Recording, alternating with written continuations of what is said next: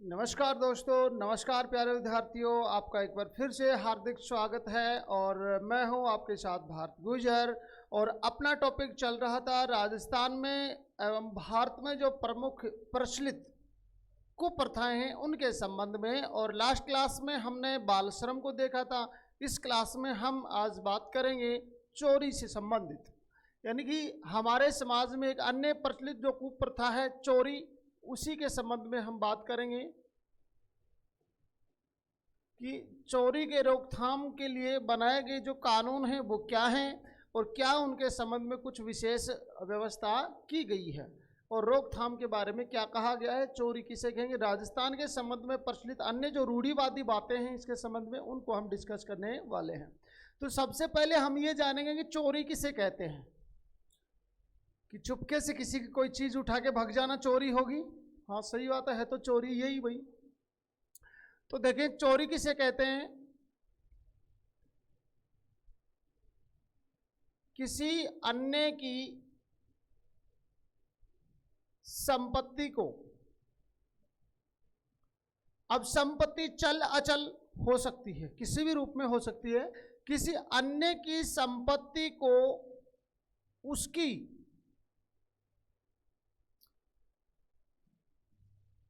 स्वतंत्र सहमति के बिना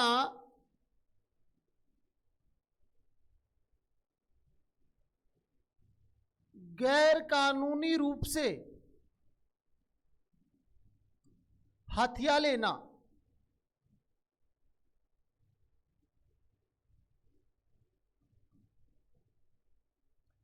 चोरी कहलाता है।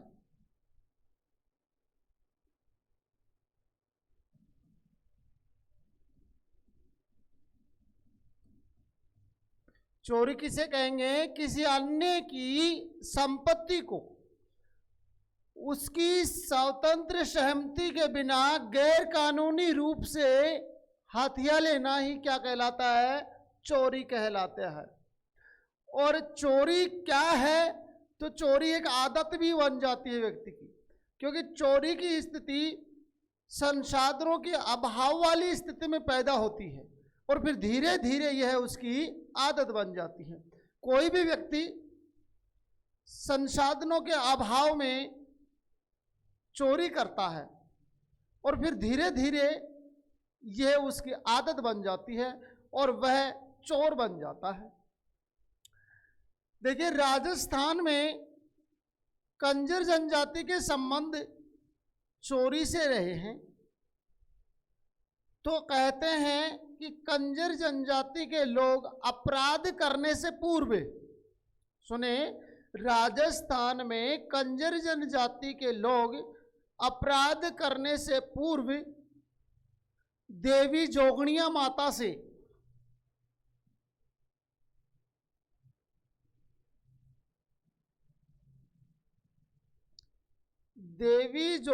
माता से आशीर्वाद प्राप्त करते हैं, जिसे पाती मांगना कहा जाता है। जिसे क्या कहा जाता है?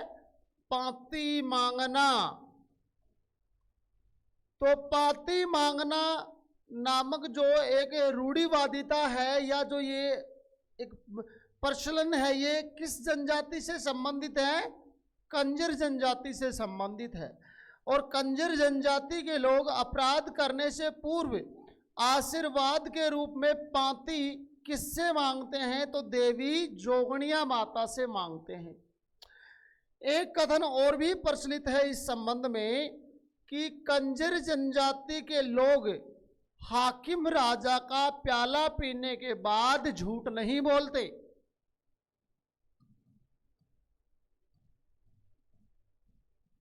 कंजर जनजाति के लोग जो हैं वो हाकिम राजा का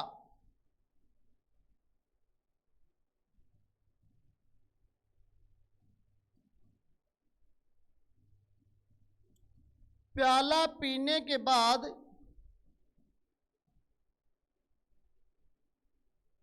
झूठ नहीं बोलते।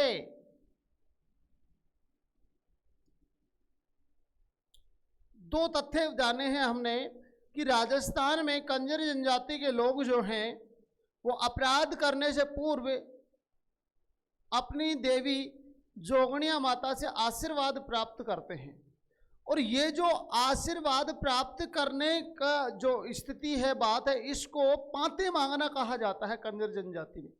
और ये लोग जो हैं, जो कंजर जनजाति के लोग हैं राजस्थान के, ये हाकिम राजा का प्याला पीने के बाद झूठ नहीं बोलते, सत्य ही बोलते हैं।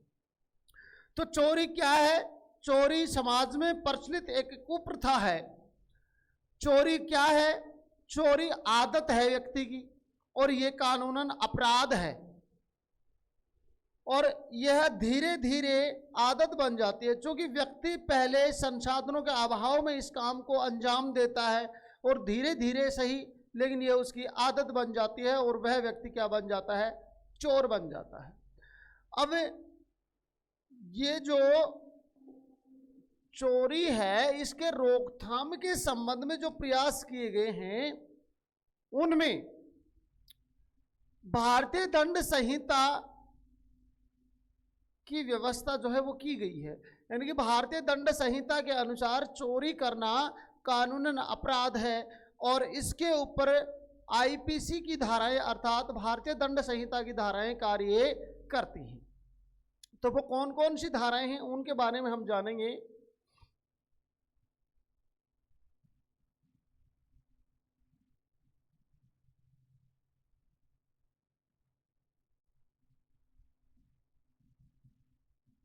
चोरी रोकथाम के प्रयास,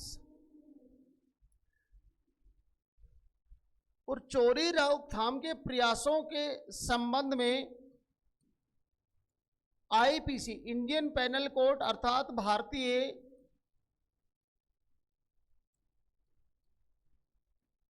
दंड संहिता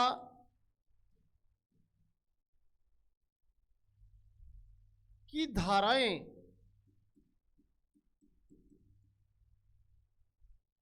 कार्य करती हैं।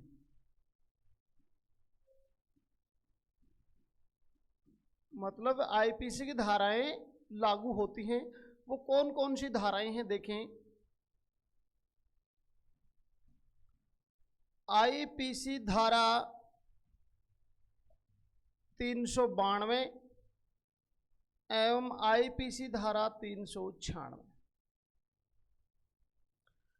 आईपीसी धारा 392 एवं 396 के तहत चोरी को कानूनन अपराध माना गया है, और सामान्य चोरी करने पर आईपीसी धारा 392 एवं 396 के तहत 3 वर्ष तक का कारावास हो सकता है।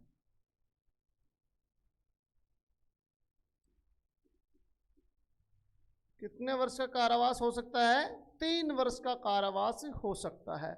और चोरी को आईपीसी धारा 392 और 396 के तहत दंडनीय अपराध माना गया है। दंडनीय अपराध है चोरी करना, और यदि कोई व्यक्ति चोरी करते पकड़ा जाता है तो उस पर आईपीसी धारा 392 और 396 के तहत कार्यवाही करते हुए उसे 3 वर्ष का कारावास की सजा सुनाई जाती है। अन्य धाराएं देखें। आईपीसी धारा 379। आईपीसी धारा 379 के तहत चोरी का माल खरीदना दंडनीय अपराध है, कानूनन गलत काम है वो। इस कानून के तहत चोरी का माल खरीदना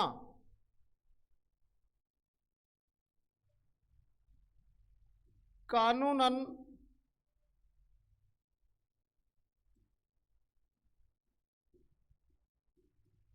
अपराध माना गया है।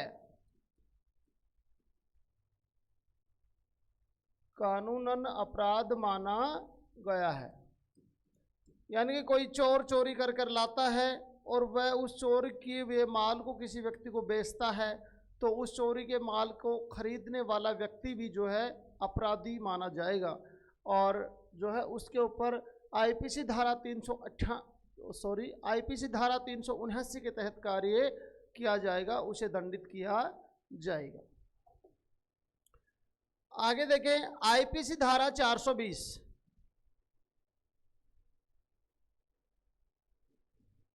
आईपीसी धारा 420 420 धोखाधड़ी से संबंधित है। ये कोई व्यक्ति किसी अन्य व्यक्ति के साथ गैर कानूनन रूप से धोखाधड़ी करता है और वह धोखाधड़ी सिद्ध हो जाती है, तो उस व्यक्ति के ऊपर आईपीसी धारा 420 के तहत कानूनन कार्यवाही की जाएगी। इस धारा का संबंध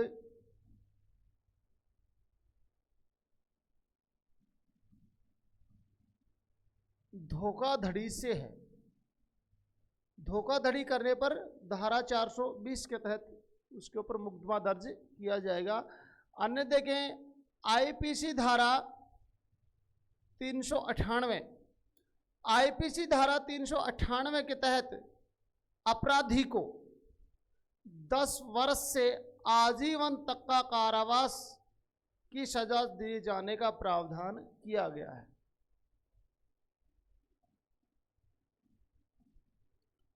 इस कानून के तहत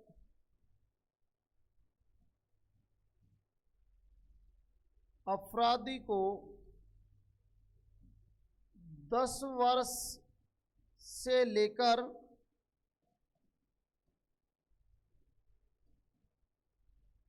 आजीवन कारावास का प्रावधान किया गया है। यानी कि आईपीसी धारा 398 जो है यह किसी भी अपराधी को यानी कि किसी भी डकैत को 10 वर्ष से लेकर आजीवन तक का कारावास की सजा दिए जाने का प्रावधान करती है। आगे देखें आईपीसी धारा 412।